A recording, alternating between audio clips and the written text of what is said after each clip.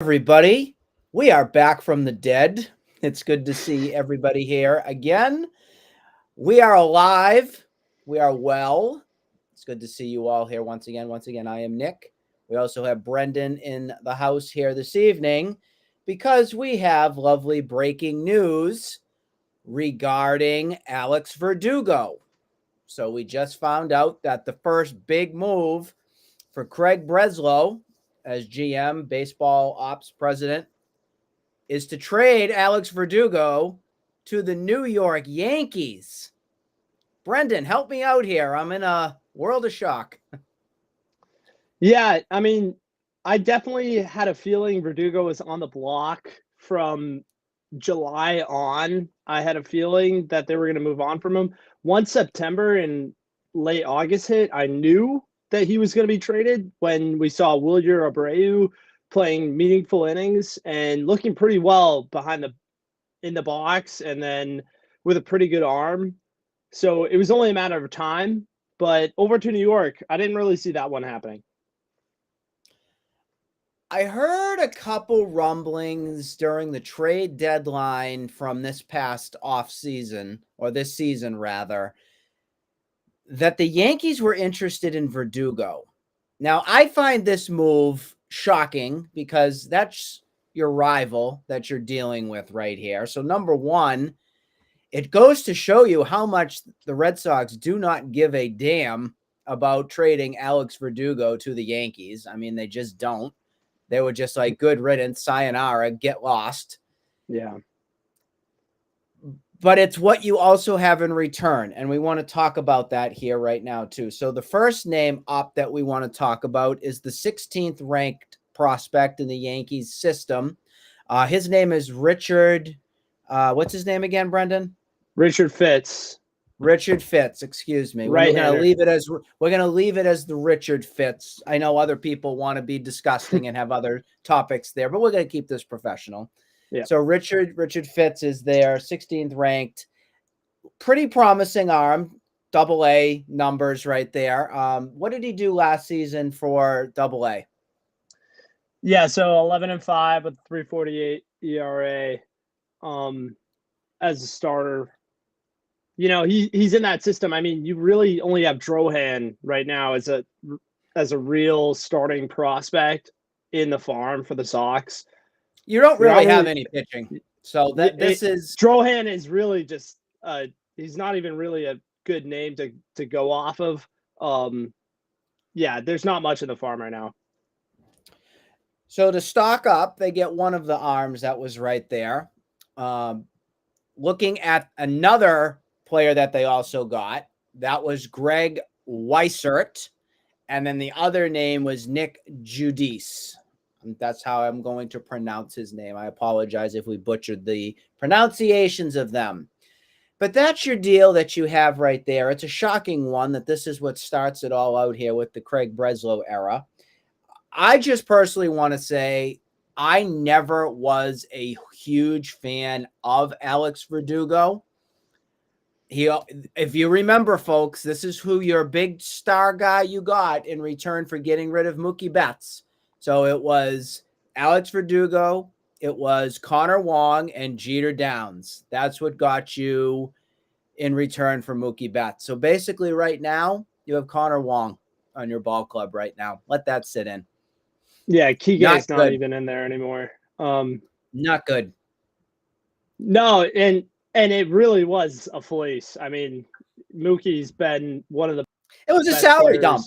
It was a complete salary dump. It was a hey, Hein, this is going to be your first move. This is going to be your first move. You need to trade Mookie Betts. But they completely screwed that. If there's one thing that we want to talk about for criticism with Dave Dombrowski and everything, on one of the reasons why he's still not the GM for this team was the matter of the fact that he gave Chris Sale everything in the bank to basically do nothing. He signed Nate Eovaldi and some other moves that were just very questionable at the time. Ended up turning into a disaster with Chris Sale. You could have saved some of that money and banked on at least keeping maybe Mookie. I mean, your big three. Or Eovaldi. It was, or exactly, Eovaldi was the other one. Your big three, though, for your guys that were your core were Mookie Betts, Xander Bogaerts, and Rafi Devers. Right now, Rafi Devers is your guy. And I still have question marks on the length and how much that contract's going to play itself out as time goes on. I think the right now factor with Devers is I think you're going to be okay, but that's your DH. That is a DH moving forward. And I want that to be crystal clear to folks. When you could have Mookie, granted his numbers from the playoffs and everything, they're pedestrian and everything, but that was your guy. I mean, Alex Verdugo, that was Mookie Betts right there. And to me, what I didn't like about Alex Verdugo that much, I didn't like the way that his attitude played itself out. I think Alex Cora had enough of it, enough of the crap that he was putting through. I think that there was some childish behavior that was going on in the clubhouse and behind the scenes from stuff. And I also think the effort level, sometimes it was either all in or not going all out. And I do remember right around after the trade deadline, I think you remember this too, Brendan, because we were talking about this on a show for post-game at one point.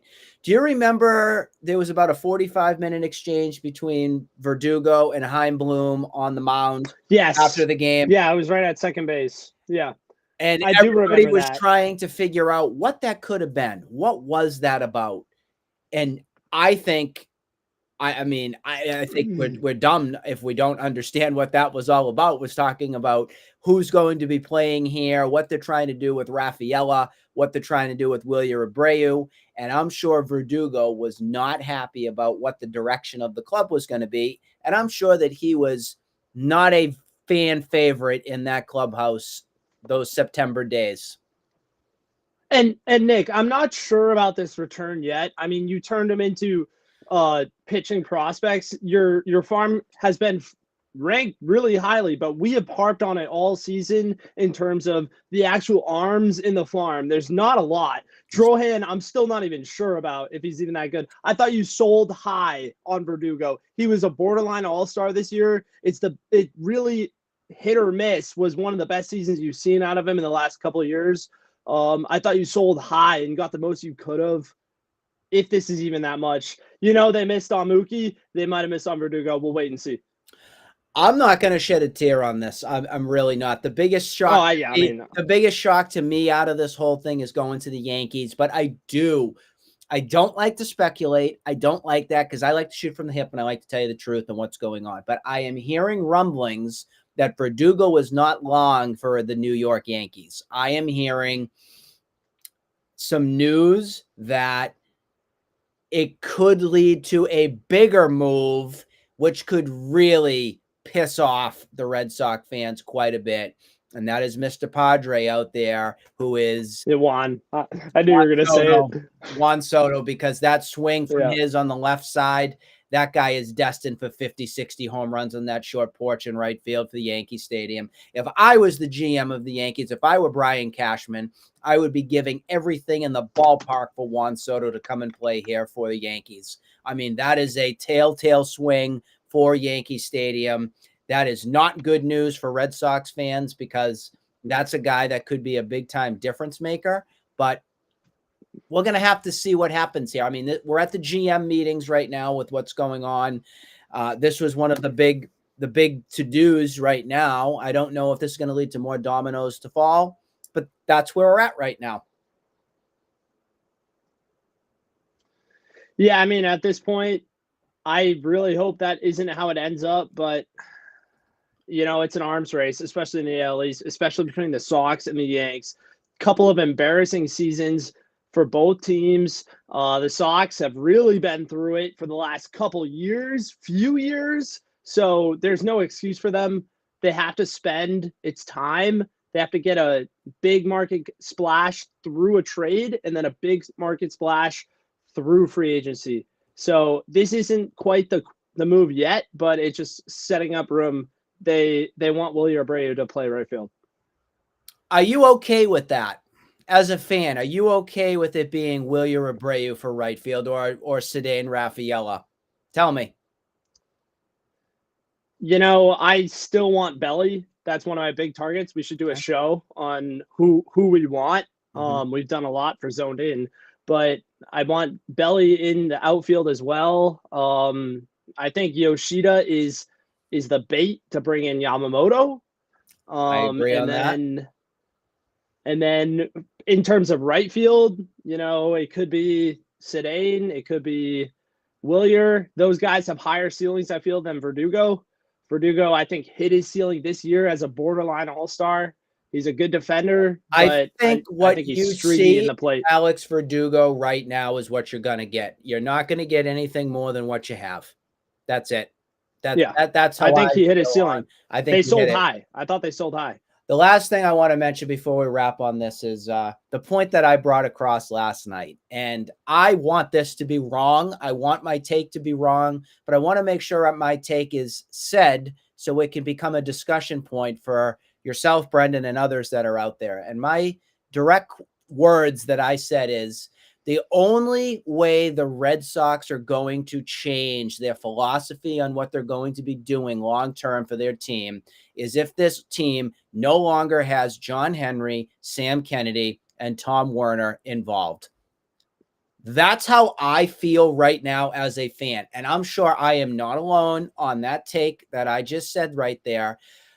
But I'm an actions speak louder than words type of person when it comes to these off seasons. And as a fan, I am growing tired and frustrated and more skeptical on if any of these big moves are going to happen. If a Juan Soto's coming, if a Yamamoto's coming, if they're even going to do anything with Ohtani, if a Bellinger's coming, all that stuff right there.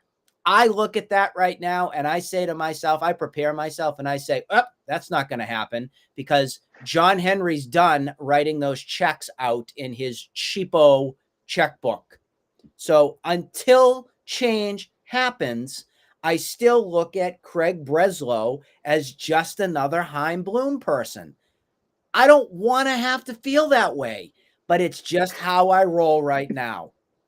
Just how it is. I don't know what you feel, but that's my take. Yeah, I think this might be Sam Kennedy's last shot. He's feeling the pressure.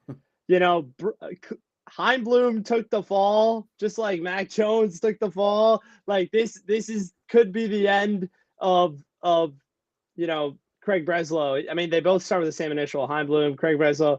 Don't go there. Don't go there at this point. But I mean, I'm gonna give it a shot. I'm gonna give it a shot. They trust him to make big moves. He built a good pitching system in Chicago. All right. I don't think this is enough, this move right now. Mm-hmm. I think we have big splashes to make. The team has been out of it for too long. It's time to get back in the race. I got some words of wisdom for Craig Breslow. Use that brain that you have from Yale to get the Red Sox back. Please. Chaim did not. Be a Chaim playoff team. Baby steps. Playoff team. Oh, my God. I'll take that. Wild card. Something. Instead of last place embarrassment pie. No more. So that's where we're at right now. The first big move of the offseason is Verdugo goes to the Yankees. I never would have said that in a million years, but here we are.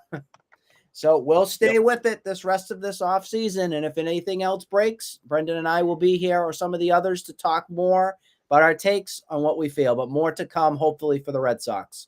We will see you all again real soon. Have a good night. Thank you.